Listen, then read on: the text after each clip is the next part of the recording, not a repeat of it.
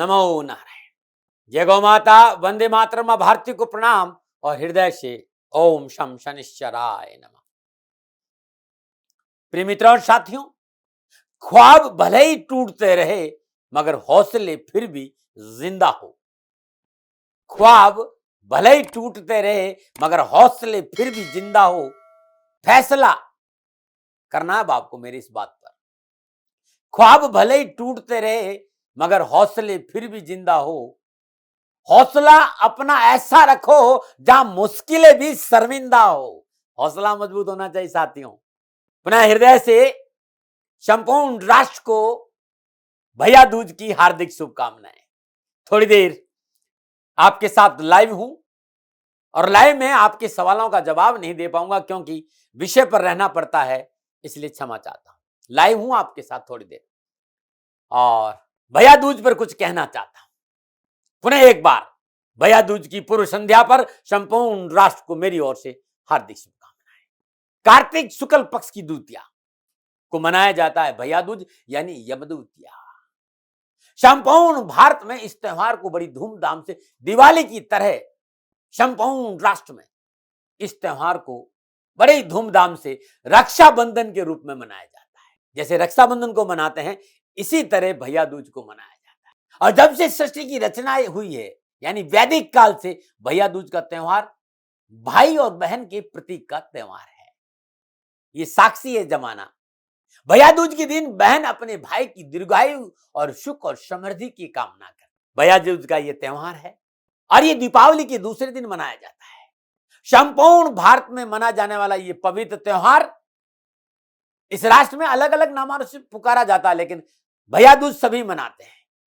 बंगाल में इसमें भाई पोटा कहते हैं, महाराष्ट्र में भाऊ बीज कहते हैं, गुजरात में भाई बीज कहते हैं, पंजाब में टीके के नाम से जाना जाता है और राजस्थान में भाई दूज के नाम से जाना। तो वैदिक काल से ही इस त्योहार को मनाया जाता है और बहुत किंवदंतियां हैं इस त्योहार के बारे में।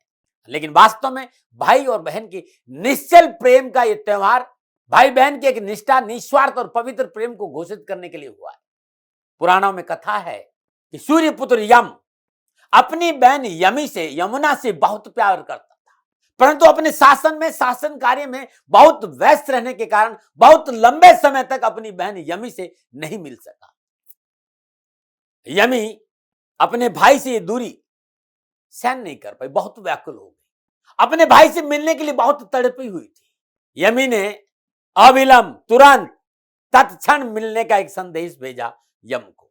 यम ने अपनी बहन के भाव भरा आग्रह को देखकर खुद व्याकुल हो गया और वो तत्क्षण बिना किसी देरी यमी के घर पहुंच गया। शास्त्र कहते हैं कि वो दिन है कार्तिक पक्ष शुक्ल पक्ष द्वितीया और उसी दिन से भाई दूज का ये पर्व मनाना शुरू हो गया।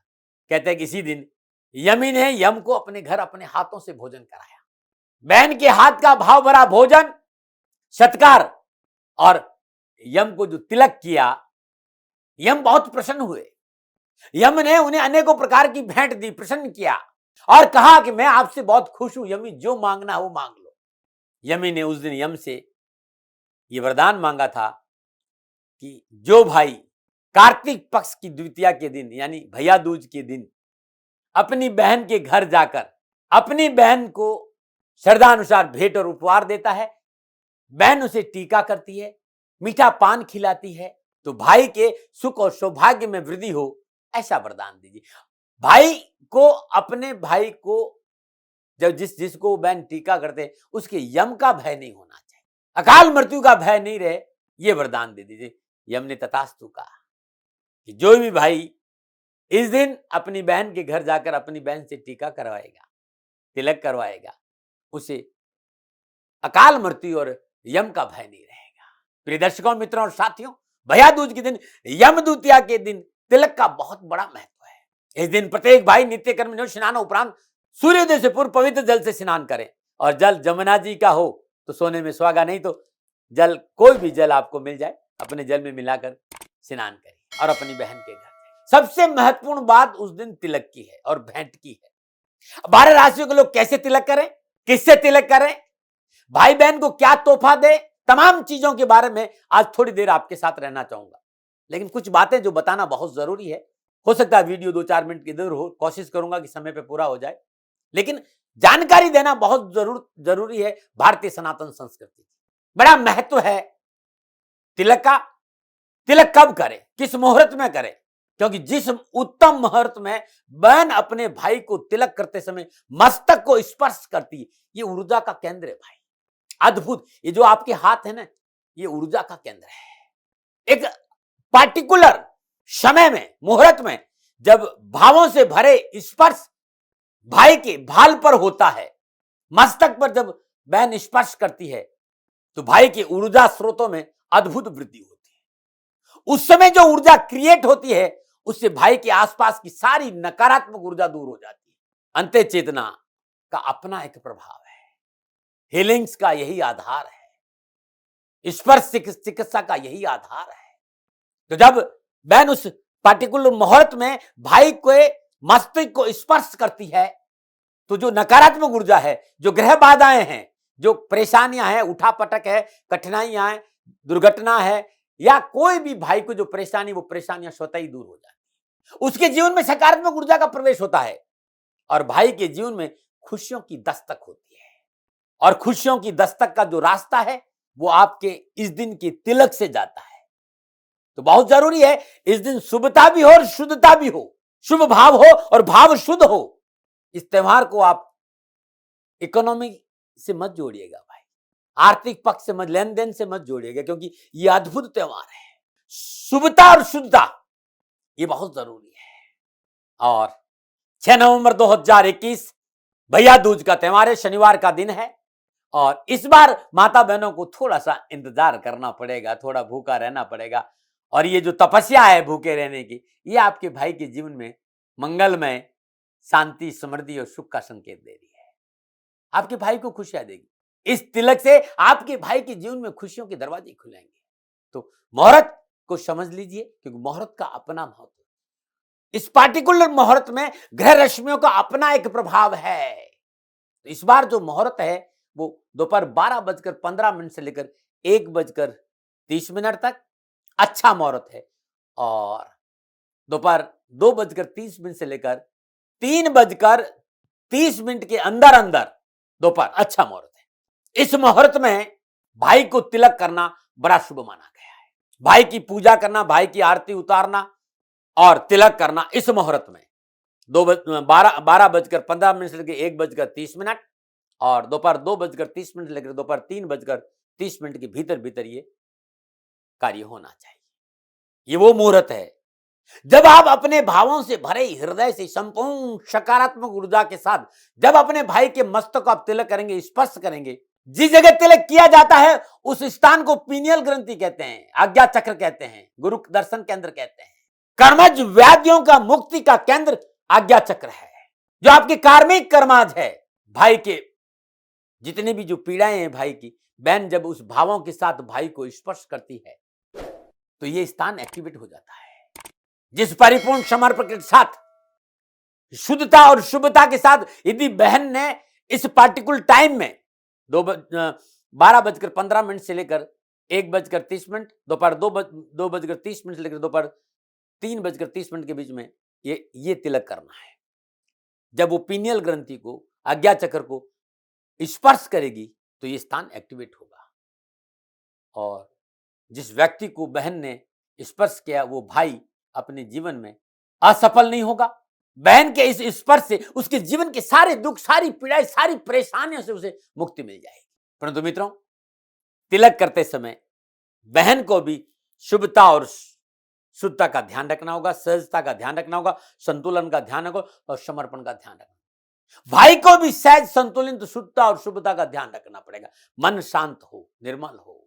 इस दिन यदि परिपूर्ण श्रद्धा और समर्पण भाव से बहन अपने भाई के लिए कुछ मांगे और भाई अपनी बहन के लिए कुछ मांगे तो ये मन्नत कभी खाली नहीं जाती, ये अभिलाषा कभी खाली नहीं जाती। ये मनो अभिलाषा की पूर्ति ईश्वर जरूर करता है। बहुत जरूरी है कुछ बातों का ध्यान रखना, क्योंकि जब बहन अपने भाई की पूजा आरती करने के बाद जब तिलक करती है तो भाई उसे भेंट देता है। मैं ग्रह नक्षत्रों के आधार पर चलने वाला व्यक्ति हूं, मेरा किसी पे कोई दबाव नहीं है, लेकिन अपने विचार जरूर रखता हूं। मानो न मानो आपकी मर्जी, क्योंकि हम तोहफा देते हैं, उपहार देते हैं, भेंट देते हैं बहन को। तो इस बार कोई भी कांटेदार और नुकीली चीजों का तोहफा अपनी बहन को नहीं देना चाहिए। हम बड़े आधुनिक विचारों के हो गए, हमने भारतीय सनातन संस्कृति को थोड़ा सा किनारा कर दिया। ध्यान रखें, इस बार कांटेदार और नुकीली चीजों का तोहफा बहन को नहीं देना चाहिए। हर भाई चाहता कि ऐसी कोई चीज दूं जो मेरी बहन के घर में काम आए। तो एक बात इस बार देखो कि राहु का जो संचरण है, राहु अचानक घटनाएं घटाता है, इस बात का ध्यान रखिएगा। तो इस बार कोई भी इलेक्ट्रॉनिक आइटम अपनी बहन को भेंट के रूप में नहीं देना चाहिए। जिस तरह के घर योगाग है उस हिसाब से मोबाइल, घड़ी, इलेक्ट्रॉनिक आइटम, जूते चप्पल भेंट के रूप में आपकी बहन को देना नक्षत्र गणनाओं के हिसाब से शुभ माना नहीं गया, अच्छा नहीं माना गया। मित्रों साथियों, ये गणनाएं हैं, मेरा कोई दबाव नहीं है, खेल भावों का है और जहां निश्चल प्रेम होता है उस सब में बाधाएं, सारी चीजें कुछ नहीं आती। लेकिन यदि हम नक्षत्र गणनाओं को मानते हैं, हमारी आस्था है उस एनर्जी की प्रति, तो हमें इन चीजों से बचना चाहिए। तब आप कहेंगे क्या करें? तो इस दिन भाई अपनी बहन को वस्त्र के साथ मिठाई, पुष्प, पीली कौड़ियां, गोमती चक्र, गुलक, मिट्टी का गुलक, उसमें कुछ पैसे रखकर यदि बहन को भेंट देता है तो बहन के घर में सुख और समृद्धि में बढ़ोतरी होगी। और बहन बड़ी है तो वो भी अपने भाई को ये सामान उपहार के रूप में दे सकती। गुलक में कुछ पैसे रख यदि भाई को दे देती है तो भाई के घर में भी सुख और समृद्धि में बढ़ोतरी होगी। ये अद्भुत है मित्रों, ये अद्भुत है जो मैं बताने जा रहा हूं। समय मैंने आपको बता दिया है कि दोपहर 12:15 से लेकर 1:30 तक, दोपहर 2:30 से लेकर दोपहर 3:30 के बीच में ये उपाय करना है, जो अभी अद्भुत रहेगा। अब एक उपाय बहुत अद्भुत बता रहा हूं, मेरी ये जीवन भर की साधना है भाई। मुझे लगा कि मैं आप लोगों के साथ कुछ शेयर करूं, क्योंकि भैया दूज अपने आप में बड़ी अद्भुत है। भैया दूज के दिन भाई स्नान के उपरांत एक रेशमी पीले रंग का कपड़ा ले ले, उसमें 5 मुट्ठी अखंडित चावल, चेक कर ले भाई, उसमें खंडित चावल नहीं होना चाहिए, 5 मुट्ठी, 21 रेशा केसर के और 125 ग्राम ब्रास कपूर, शुद्ध देशी कपूर, उसके अंदर रख दीजिए और इसकी पोटली बना दीजिए। जब बहन भाई को तिलक करती हैं, ये पोटली अपनी बहन को भेंट स्वरूप दे दें। बहन की घर की संपूर्ण आपदाएं, संपूर्ण परेशानी, संपूर्ण कष्ट, दुख दूर होंगे और बहन के घर में सुख और समृद्धि की बढ़ोतरी होगी और बहन को कर्जे से मुक्ति मिलेगी। पारिवारिक सुख शांति में वृद्धि होगी, पति पत्नी का जीवन खुशियों से भरा रहेगा। बहन इस पोटली को पूजा के बाद जहां आपकी तिजोरी होती है, जहां आप धन रख दें, उस जगह पर रख दें। ये अद्भुत है, साल भर ये यहीं रहें, इसमें कोई परिवर्तन नहीं करें। अगले साल क्या करना वो मैं बताऊंगा। और बहन बड़ी है तो भाई को भी ये पोटली बनाकर भेंट स्वरूप दे दे, तो भाई के जीवन के में आने वाली बाधाएं, परेशानियां, कठिनाइयां, दुर्घटनाएं दूर होगी, भाई के घर में बचत होगी, बरकत होगी, कर्जे से मुक्ति मिलेगी और भाई के जीवन में खुशियां आएगी। ये अद्भुत उपाय है, करके देख लेना। प्रिय दर्शकों और मित्रों और साथियों, पुनः अपने विषय पर आ रहा हूं, तिलक। इस दिन तिलक से पूर्व बहन अपने भाई की पूजा अवश्य करें। पूजा की थाली में फल, फूल, अक्षत, मिठाई, सुपारी ये सारी रहे और पूजा करने के बाद इन चीजों का भोग लगा दे, घी का दीपक जलाए और शुभ मुहूर्त में 12:15 से लेकर 1:30, बार बार मुहूर्त बता रहा हूं, दोपहर 2:30 बजे से लेकर दोपहर 3:30 बजे के बीच में भाई को तिलक करें। तिलक लगाने के बाद पुनः याद दिला रहा हूं कि भाई को मीठा पान जरूर खिलाएं और तिलक और आरती के बाद भाई अपनी बहन को श्रद्धानुसार भेंट जरूर दे। अब मैं बताना जा रहा हूं कि किस राशि के अनुसार भाई को तिलक करें, भाई की क्या राशि है तो बहन कैसा तिलक करें। सबसे पहले मेष राशि वाले लोगों को उनकी बहन, जिनकी राशि मेष है, उनकी बहन इस दिन अपने भाई को कुमकुम केसर का तिलक करें। कुमकुम में थोड़ी सी केसर मिला दीजिए, इससे तिलक करेगा, बड़ा श्रेष्ठ होगा। समय मैंने आपको बता दिया है। इस दिन भाई अपनी बहन को सुंदर लाल रंग की साड़ी, लाल रंग की चूड़ियां भेंट करे तो बड़ा शुभ माना जाता है। यह उपहार आपके भाग्य में वृद्धि करेगा। नमन बात करते हैं वृषभ राशि की। वृषभ राशि वाले लोगों को उनकी बहन इस दिन अपने भाई को सुगंधित सफेद चंदन का तिलक अवश्य करें। भाई अपनी बहन को सफेद रंग की साड़ी पर लाल बॉर्डर हो, ऐसी साड़ी अगर भेंट करते हैं तो मित्रों बड़ा उत्तम माना जाता है। उत्तर भारत में सफेद रंग को श्रेष्ठ नहीं माना जाता है कि सुहागन को सफेद रंग, लेकिन ध्यान रखिएगा भाई, साउथ में इस रंग को लक्ष्मी का स्वरूप भी माना है। और आपको भरम हो तो इस दिन चांदी की कोई वस्तु देना बड़ा शुभ रहेगा, लेकिन ध्यान रखना उस पर लक्ष्मी और गणेश जी का श्री विग्रह नहीं हो, इस बात का ध्यान रखिएगा। नंबर 9 और बात करते हैं मिथुन राशि। मिथुन राशि वाले लोगों को उनकी बहन इस दिन हल्दी और कुमकुम और केसर का तिलक करे अपने भाई को तो बड़ा शुभ रहेगा। और भाई अपनी बहन को इस दिन वस्त्र के साथ साथ श्रद्धा अनुसार हरी इलायची भेंट स्वरूप बहन को दे तो बड़ा लाभ मिलेगा। नंबर 9 में बात करते हैं कर्क राशि। कर्क राशि वाले लोगों को उनकी बहन इस दिन अपने भाई को कुमकुम केसर और रोली का तिलक करे।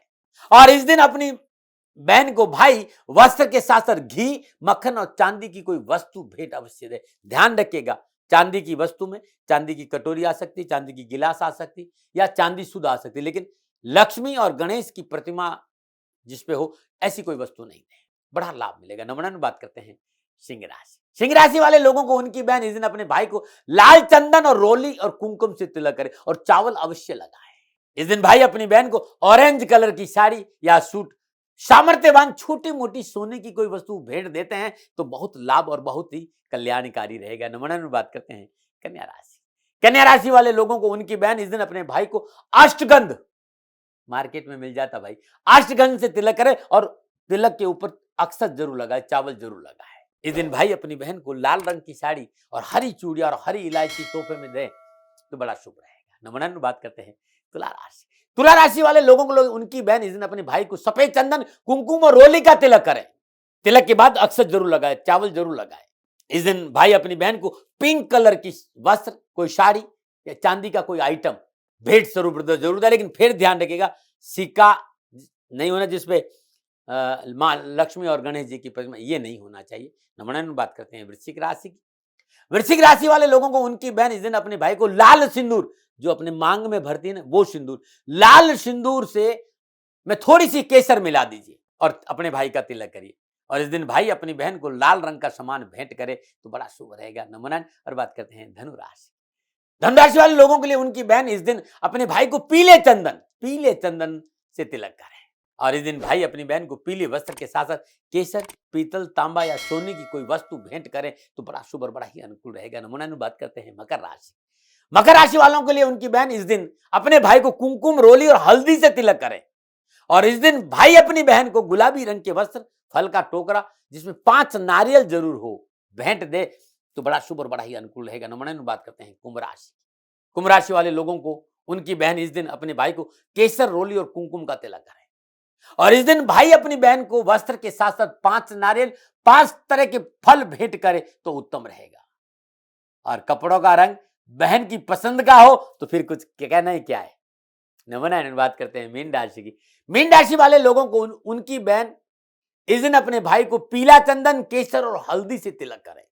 और इस दिन भाई अपनी बहन को पीले या सतरंगी यानी रेनबो कलर के कपड़े, पीतल, तांबा या सोने की वस्तु श्रद्धा अनुसार भेंट करना बड़ा शुभ रहेगा। प्रिय मित्रों और साथियों, यदि आपका सामर्थ्य नहीं तो केवल फूल भी भेंट कर देना। बहन के घर खाली हाथ मत जाइएगा और बहन आपके घर आ जाए तो उसे खाली हाथ मत जाने दीजिए। एक बहुत जरूरी बात है, आप चाहते हो आपका भाई सुखी रहे, आपके भाई के घर में समृद्धि से ले, भाई बहन का रिश्ता अटूट रहे, तो माता बहनों से मेरा निवेदन है कि भाई के हाथ में एक नारियल जरूर दें ताकि भाई का जीवन सुख और समृद्धि और खुशियों से भरा रहे, भाई के जीवन में उत्तरोत्तर उन्नति के अवसर प्राप्त हो और भाई और आपका रिश्ता पवित्र बना रहे। मित्रों और साथी, थोड़ा सा समय लिया, आपके साथ लाइव रहा। भैया दूज का यह अद्भुत त्योहार है, भावों का त्योहार है, रिश्तों का त्योहार है और रिश्ते दिल के होने चाहिए। आप सभी को पुनः भैया दूज की हार्दिक शुभकामनाएं। कोई मेरे से भूल हो गई हो तो दोनों हाथ जोड़कर क्षमा प्रार्थी। शनि भगवान आपकी रक्षा करें, आप सुखी रहें, स्वस्थ रहें और समृद्धिशील रहें, प्रभु के श्री चरणों में मेरी प्रार्थना। और मित्रों साथियों, गुरुमंत्र विदाती महाराज पर हर रोज का राशिफल लेके आता हूं आपके लिए। मैं अद्भुत राशिफल है, मेरे जीवन भर की तपस्या है ज्योतिष की भाई, उस राशिफल को देखना नहीं भूले। ये हर रोज गुरुमंत्र विदाती महाराज में मैं राशिफल लेकर आता हूं, हर रोज का राशिफल, महीना का राशिफल। और इंतजार अब 2022 का है। कैसा रहेगा 2022? अंकों के हिसाब से, आपके नाम के पहले अक्षर के हिसाब से और आपकी राशि के हिसाब से तीनों तरह का राशिफल गुरु मंत्र विद दाती महाराज के बहुत जल्दी लेके आ रहा हूं। पुनः निवेदन, गुरु मंत्र विद दाती महाराज आपका अपना चैनल है। आपको लगता है मेरा कंटेंट ठीक है तो इसको सब्सक्राइब करिए, बेल की घंटी जरूर बजा देना कि मेरा वीडियो आपको तुरंत मिल जाए, और इस प्रोग्राम को शेयर जरूर करें। और आपको लगता है कि अच्छा कंटेंट तो एक लाइक तो बनता है ना। नमो नारायण, नमो नारायण, नमो नारायण। राजस्थान का हर व्यक्ति जानता है कि दाती महाराज गायों से बहुत प्यार करते हैं, बेटियों से बहुत प्यार करते हैं। हजारों सैकड़ों बेटियों के लिए, जीवन के लिए मैंने अपना संपूर्ण जीवन दिया है, और ये मेरा शौक था, मेरी राष्ट्र की धरोहर थी, और ये करना मेरा कर्तव्य और कर्म था। मैं आपको किसी वजह से नहीं सुना रहा हूं, बस खाली बता रहा हूं कि ये मेरा जीवन का लक्ष्य रहा है। मनुष्य हूं और मानव होने के नाते मेरा कर्तव्य है कि मैं अपनी राष्ट्र की सेवा करूं। मैं इस राष्ट्र का नागरिक हूं। 30 सालों से मैं बेटी बचाओ और गौ सेवा में अपना जीवन इस राष्ट्र के साथ लगाया है। वर्तमान परिस्थितियां आर्थिक दृष्टिकोण से मेरी अनुकूल नहीं है। धन नहीं मांग रहा हूं कि मुझे आप पैसे दीजिए, नहीं, पहले भी कभी नहीं मांगा और अब भी मैं नहीं कह रहा हूं, और ये मेरा अहंकार नहीं है, क्योंकि धन को लेकर मैं राष्ट्र के सामने कभी नहीं आया था। हमेशा मैंने एक आख साहब सेवा करी, आप, मैं भी सेवा करता हूं, आप भी सेवा करें। धन नहीं चाहिए, लेकिन वर्तमान में जो आर्थिक परिस्थिति हैं वो मेरे को ये कहने के लिए मजबूर कर रही है कि सन्निधान गौशाला की गायें दुखी नहीं रहे, इसके लिए मुझे आपका सहयोग चाहिए। और सहयोग के लिए मैं स्वयं आपके साथ खड़ा हूं, आपकी समस्याओं के समाधान के लिए। भाई, आप अपनी जन्म कुंडली का अवलोकन कराना चाहते हैं, आप अपनी जन्म कुंडली बनाना चाहते हैं, आपको बहुत सी चीजों की जानकारी चाहिए, तो मैं आपके साथ खड़ा रहूंगा, पूरे साल खड़ा रहूंगा, जब तक जीऊंगा तब तक खड़ा रहूंगा। नंबर आ रहा है, इन नंबरों पे संपर्क करिए, आप मेरे से बात करिए, लेकिन इसकी एवज में गायों के लिए चारे की व्यवस्था कर लीजिए। और इसीलिए मैंने कहा था कि भाई थोड़ा दिन, इस समय मैं परेशानी में हूं और मेरी गायें चारों को लेकर थोड़ी सी परेशान है। ऐसा हृदय से आया, लोगों ने कहा कि राष्ट्र आपसे प्यार करता है दाती महाराज, एक बार निवेदन करिए। तो मैं दान नहीं मांग रहा हूं, फिर भी मैं अभी भी, मेरा ये अहंकार नहीं साथियों, मेरा राष्ट्र सर्वोपरि है। मैं ये नहीं कह रहा हूं, मैं ये कह रहा हूं मैं परिश्रम करूंगा आपके लिए, और परिश्रम के एवज में गायों के लिए चारे की व्यवस्था करिए। शनि भगवान आपकी रक्षा करे और आपका जीवन सदा खुशियों से भरा रहेगा, ऐसा मेरा निवेदन। और वे लोग जो सक्षम है, सामर्थ्यवान है, और जिन्हें दाती महाराज के ज्योतिषीय समाधान की आवश्यकता नहीं, तो उनको मेरा प्रणाम, क्योंकि बहुत से लोगों को मैंने देखा है पिछले एक महीने में लगभग 20 से 25-50 लोग ऐसे भी हैं जिन्होंने सन्निधान गौशाला में 2100 रुपया चारा कर दिया है। मैं उन सब के प्रति अपना आभार प्रकट करता हूं, और यह सहयोग मैं जीवन भर याद रखूंगा। मित्रों, समय ऐसा है कि मेरी परिस्थिति आर्थिक दृष्टिकोण से अनुकूल संकेत नहीं दे रही है, इसलिए मैंने राष्ट्र से कहा कि सन्निधान गौशाला में परेशानी नहीं चाहिए। सरकार सपोर्ट कर रही है, अपनी सीमाओं में रहते हुए जो सरकार करती है, लेकिन उससे पूरा नहीं पड़ता है, ये आप भी जानते हैं। शासन की अपनी एक सीमा है और अपनी मर्यादा है, और शासन के पास और बहुत से काम है। लेकिन फिर भी मैं आप सभी का धन्यवाद देते हुए हृदय से पुनः एक बार निवेदन करना चाहता हूं कि आपको लगता है कि दाती महाराज के साथ सन्निधान गौशाला में खड़ा रहना है, तो नंबर है, जरूर सहयोग करें। मेरा कोई दबाव नहीं है, प्रार्थना थी। ओम नमो नारायण, ओम नमो।